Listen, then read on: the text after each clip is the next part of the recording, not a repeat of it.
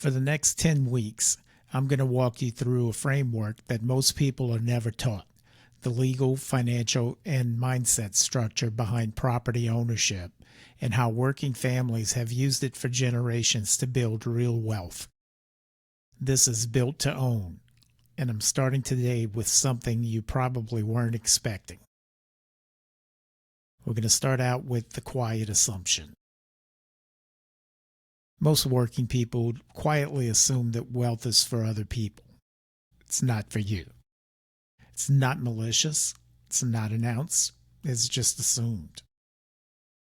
3 reasons it usually forms is that nobody in your family did it, the math always seemed impossible, or the question just never came up. None of those reasons are good ones, and the cost of believing them is invisible. 30 years of paying off somebody else's mortgage, 30 years of potential compounding that was spent somewhere else. If you don't think of it, you don't know. So let's talk about reframing that.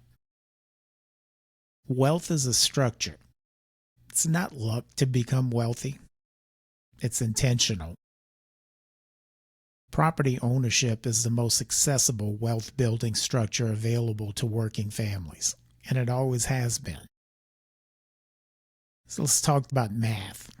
All right. So if you're a renter and you're paying $1,500 a month for 30 years, that's $540,000 that you've paid out. And that's not even taking into account rent increases and inflation. And you've got nothing to show for it. Now, on the flip side, if you own a $200,000 home, over 30 years, you've got a paid off house, 30 years of forced savings, and 30 years of appreciation.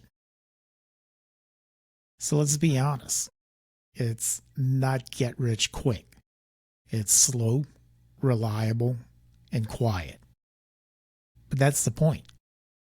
The same families who do this end up wealthy without ever earning a 6-figure salary. So, over the 10 episodes of the series, we're going to be covering 4 pillars: property rights, property ownership, wealth building, and financial freedom.